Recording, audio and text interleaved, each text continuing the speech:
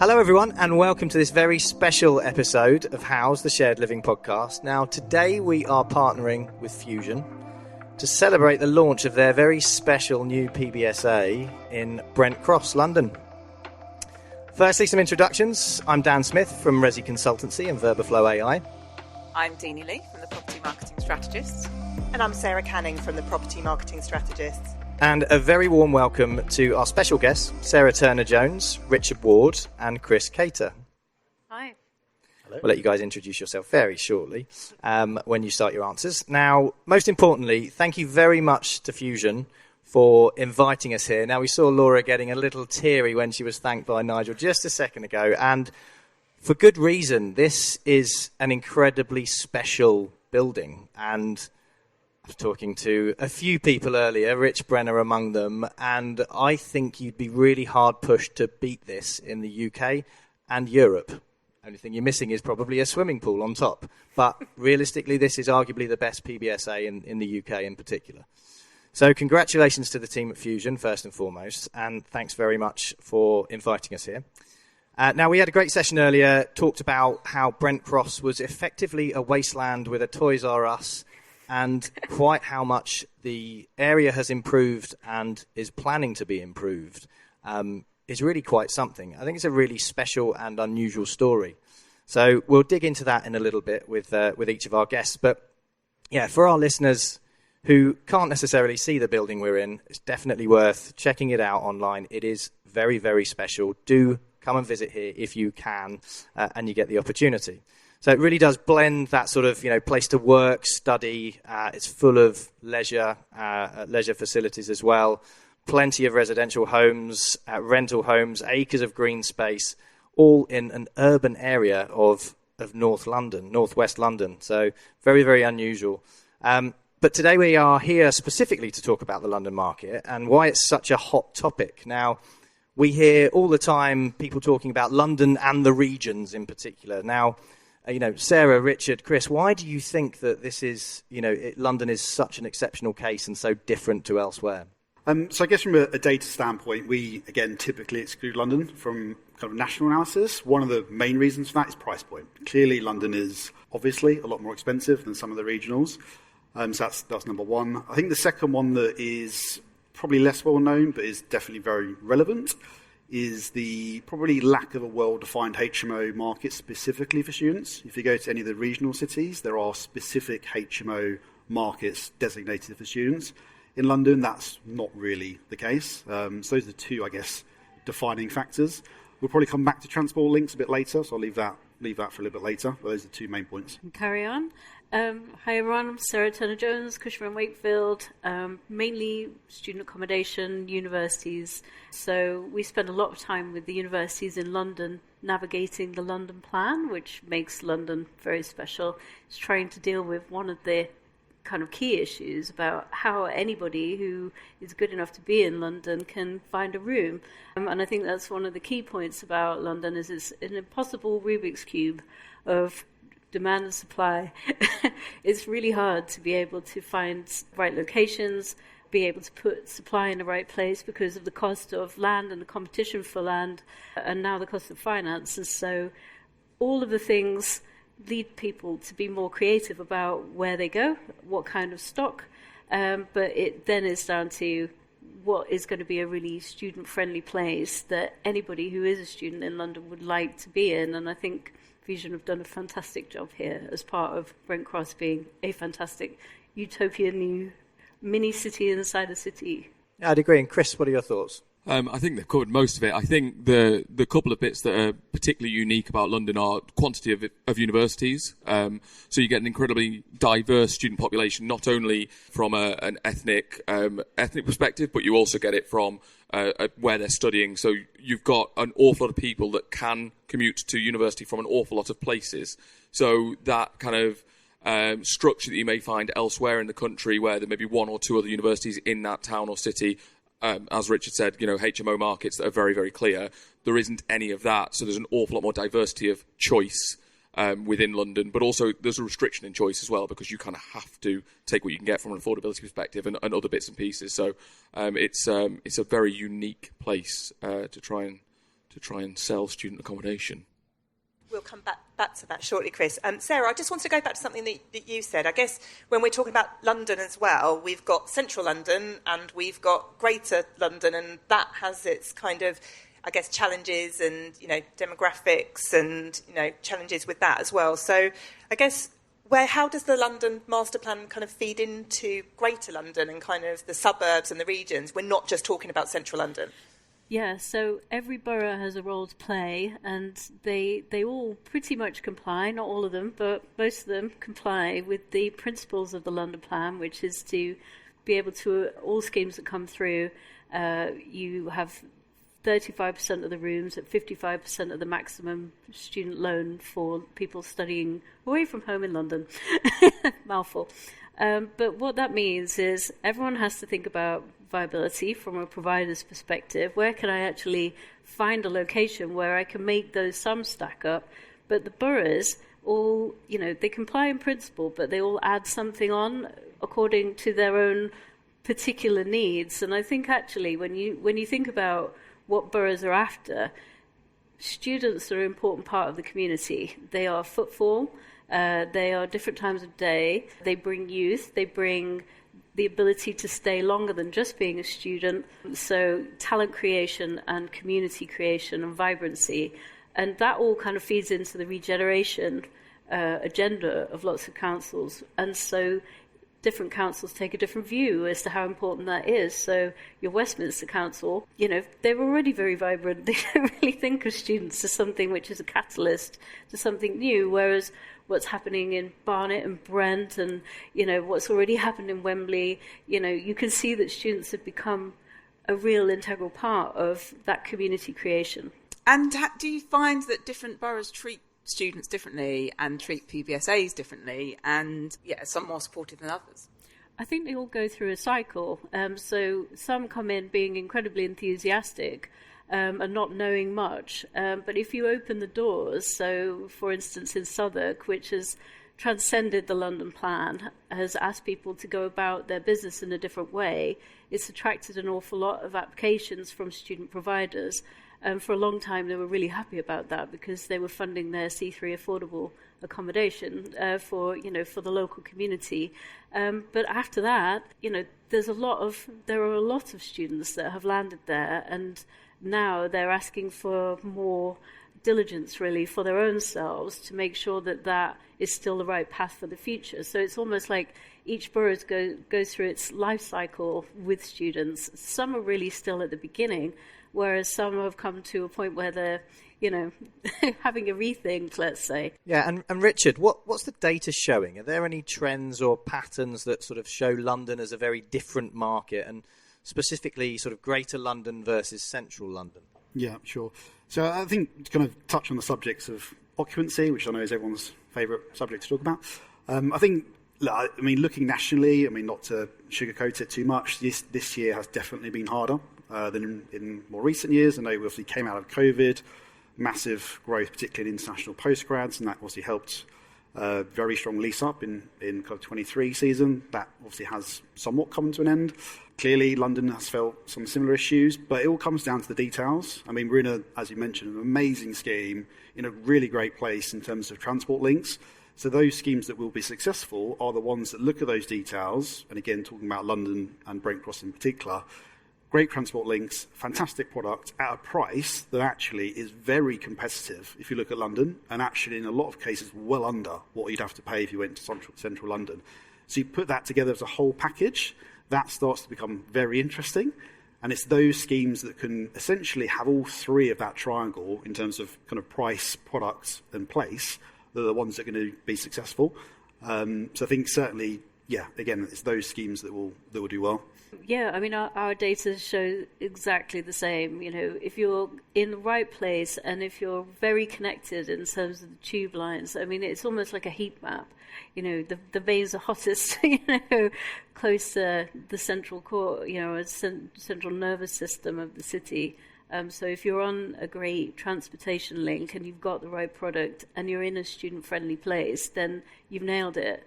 So we're seeing big differential between the two, people who are very close and getting it right and those who are a little bit more away from the transport network. And do you think there's sort of a first mover advantage, effectively, to coming out here and blazing a trail, I suppose, for student in the area? I think this being 12 minutes from St Pancras, and the entire ethos of Brent Cross Town, it's huge, it's ambitious, it's, as I said, a mini city inside a city. I can't think of any other place in London where that's happened.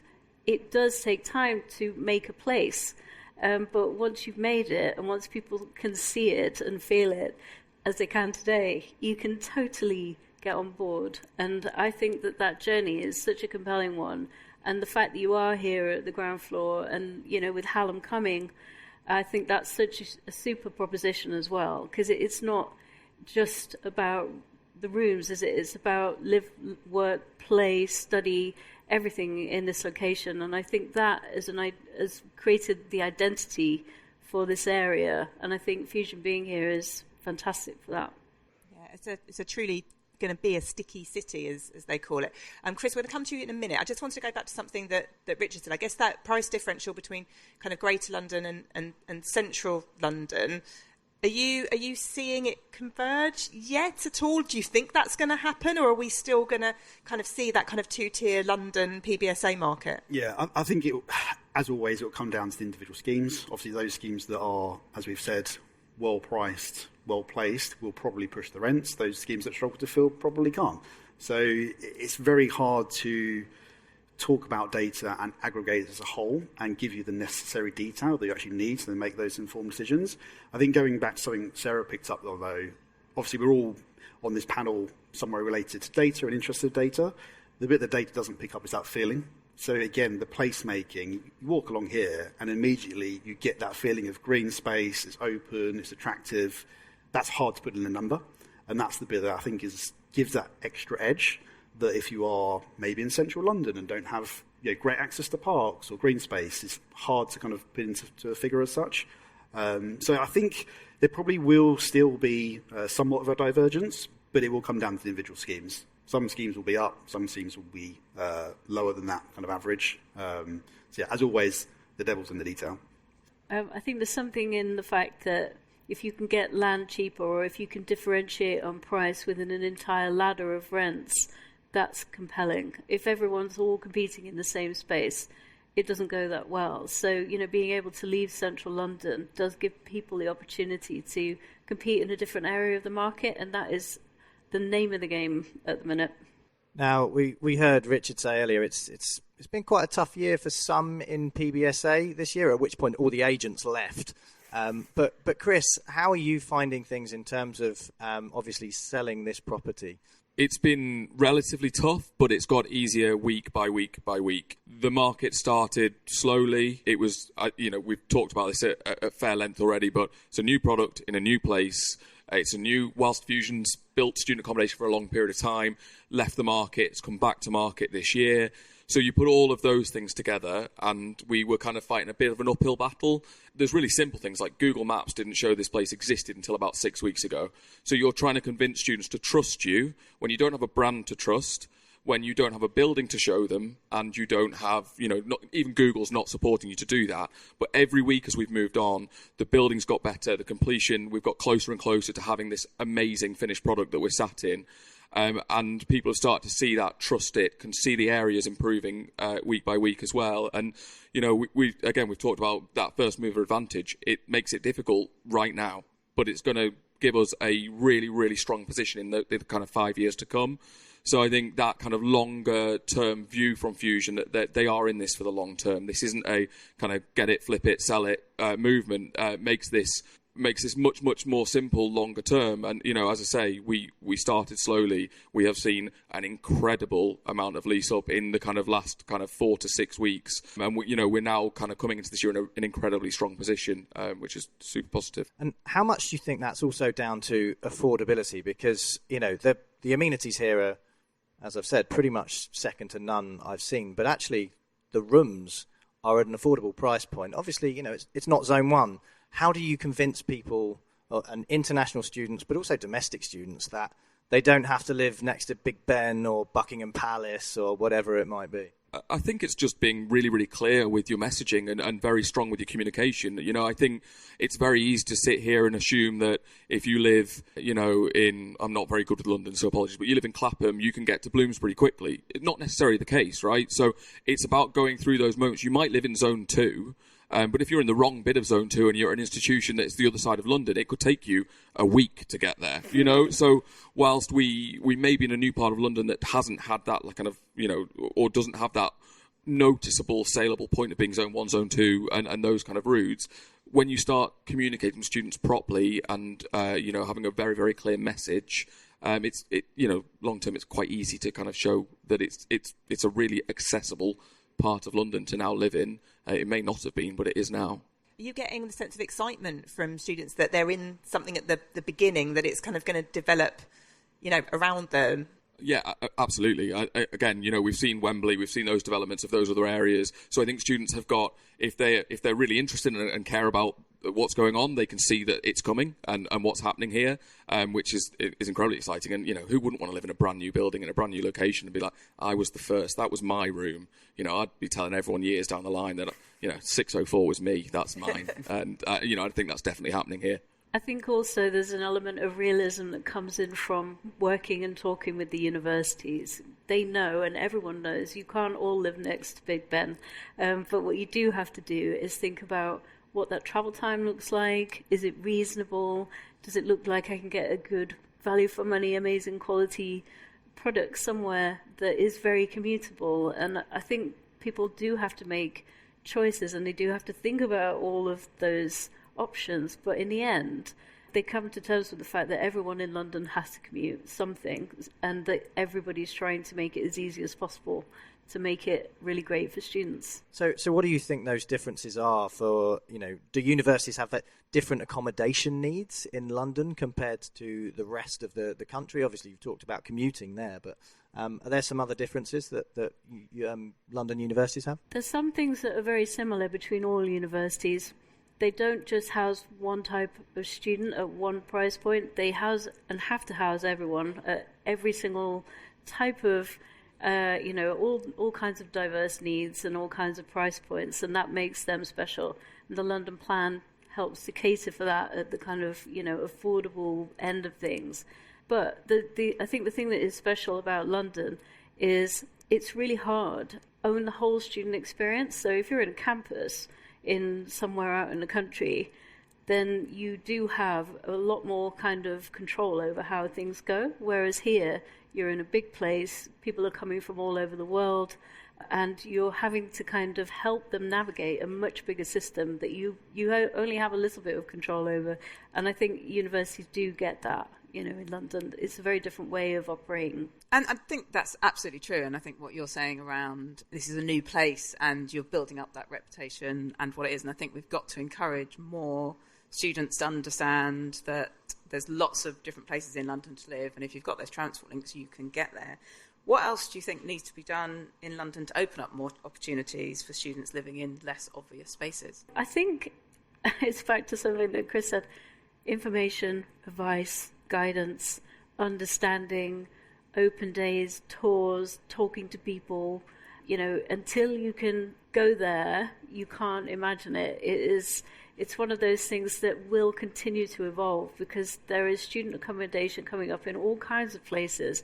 And when you look at, you have to look at things so far down the line. Sometimes you're just looking at a planning application and it's in a place that's, you know, not had any investment for a long time, but you realise that in 5, 6, 7 years, this is an area of massive tall buildings, huge regeneration, you know, so people are taking a leap of faith in some cases. But I think it's about just communicating the messages to your partners, collaborators, peers, as much as possible, to bring it to life at the right time. Yeah, I think to add to that, I know, Sarah, you talked about the differences in boroughs. I think definitely education is obviously key, and obviously depending on which boroughs you speak to and local authorities, you have very different experiences. Something we've discussed before, I know Dan, you've mentioned before, but more joined up thinking, so more cohesive approach to the whole of London, not this very much one borough has one approach, one borough has something completely different, and just working together to kind of build that supply that needs to come. that would definitely be a benefit. And part of that is just education, actually making sure those boroughs understand why this is the best way to actually look at it, would certainly help. And Chris, what are your thoughts on that? I agree with everything that's been said. I think partnership is key. I think it's very, very easy in this industry to get quite insular, whether you're a university or a PBSA provider, whatever you might be. It's very easy to go into your own shell and look after your own interests, but that doesn't necessarily look after the students' interests or the kind of wider market's interests. So I think having those early conversations with universities, councils, boroughs, agents, whatever it might be, all of those kind of supporting factors that can go into creating a student, a student community in a place like this that, as you say, on the surface, on paper, it might not make as much sense as it really does, but those are the conversations you need to be having so people fully understand it. And no matter who you approach, who you talk to, you'll talk to someone that understands the value of this proposition and what it can deliver to students to provide them something that's a bit different. I think there's a trust element, isn't there, as well? It's, we're talking about, you've mentioned Wembley, we've obviously got Brent Cross, and, they didn't have a footprint before, but the more students that live here, the more people that live here, there is evidence, there is trust. We know international students, look at, safety and security. You see, well, the more evidence there is about the safety and security, the more trust there will be, and it will follow, really. And I guess it's down to all of us here and the panel to create some amazing kind of PR about living in London and Greater London and living in Brent Cross. It's had a bit of a bad rep recently, in the press, and there's so many positive stories, I think. So, I think we're really looking forward to seeing the people that are living and working here and just building that kind of ecosystem. Do you want to go back to you, Dan? Yeah, so there's a lot of PBSA operators in and around Sheffield who are pretty furious with Sheffield Hallam right now. But what do you think makes Sheffield Hallam feel that Brent Cross is the most attractive place for their London campus? What is it about this area? I think it's about the identity of the place, and I think it's about the collaborations that they've been working on in the local area. I can't say lots because I know too much because we've helped with it. But I think, when you're looking around for somewhere where you can kind of capture an additional set of international students who perhaps may not have gone to Sheffield, I don't think they should be. I don't think the people of Sheffield should be furious. I think there's a lot of branch campuses that are set up in London to tap into this international hub of education. But you choose your place based on the identity you want to have, how you want your students to inhabit the space, how you want them to interact with living and learning. And they chose here on purpose, and that is absolutely testament to the place. And Chris, how are you seeing that with Sheffield's decision to set up a campus, effectively a satellite campus? Yeah, I think it as Sarah said, it's that place. So there's a uniqueness to being here. In the nicest way possible. If you're a student going to Sheffield Hallam University in London, it's not, the Sheffield aspect is going to sound really harsh. The Sheffield aspect probably isn't the most important aspect of that. It's being in a place in London. There are many satellite campuses in London that people choose to study at. So giving yourself a unique kind of selling point as Sheffield Hallam to be in London is the right approach to take. Why would you choose Sheffield Hallam over, another satellite campus from another university that isn't London based? Well, because it's here. And because you want to be here and you can see the value of this place and everything it has to offer, that is the draw compared to anyone else. If you're studying at UCL, you're going to UCL. You're studying at LSE, you're studying at LSE. There's a choice. You're very much making a choice to go there. There's probably less of that place, location, attachment to Sheffield if you're willing to study in London. So, what is the attachment? It's this. And it's certainly very helpful for you, I'm sure, to have that satellite campus next door. Yeah, Delighted. So, Richard, obviously at Stu Rents you have a huge amount of data. I know you do too, Sarah, at Cushman & Wakefield. But what are you seeing this year that's different in London compared to last year? Going back to occupancy, again, not to dwell on it too much, through our survey, we obviously do see it has been harder. Again, can't say too much. Come and join the survey if you want to get the actual data itself. So, yeah, it's definitely been challenging for some. But as I said before, and I don't want to repeat myself too much, it really comes down to the individual asset and the scheme. Equally, the operator. So again, if you start to look for correlations between price and performance, sometimes you'd expect that, and other times you'll get one operator that blows everyone else out of the water. So really the quality of the operation, again, teams and the scheme itself does potentially have a huge impact. And again, that's difficult to know up front unless you have a kind of existing experience with the operator. Yeah. And all importantly, where do you see things going over the course of the next 2 to 3 years? That's the ultimate question. Yeah, I've gone off script here. Sorry, Rich. Thanks. Cheers. As we know, London is very reliant on international students. So that is the key unknown. I think bringing it back to pure data, the challenge with the industry as a whole is quality of data, particularly those reported by universities. I won't bang on around HESA and delays there, but I think better sharing of up-to-date quality data from universities around student intakes would help everybody. Local authorities, operators, investors, and really, people don't want misallocation of capital. But if the data's not there, that's what happens. So I think the better data we can get with collaboration with universities would certainly help. And some are more open than others. Again, depends on who you speak to. I think some of this is about being able to tap into universities on a kind of one-to-one basis, which is heartily encouraged by the London Plan. And people do open their books for partnerships, to make sure that people are making good, well-informed decisions. It's not big data that's publicly available. It's data that you can unlock by having good conversations with good universities. And I think that is the way to mitigate some of the risk, really, around investment decisions that are made. Amazing. And that is a wrap. Thank you so much to our panellists for sharing past and future of Greater London PBSA investments. It gives us really good context as to this pretty spectacular development and Brent Cross Town and the innovation and the transformation that the place is seeing. Sarah and I will typically go to the opening of an envelope. Takes a lot more for Deenie to come from the southwest. So I'd just like to thank very much the Fusion team for inviting us to host and record our very first live podcast for the team. We've thoroughly enjoyed ourselves. We hope everyone has listening as well. And we'll see you next week for a brand new season of Housed. Thank you very much.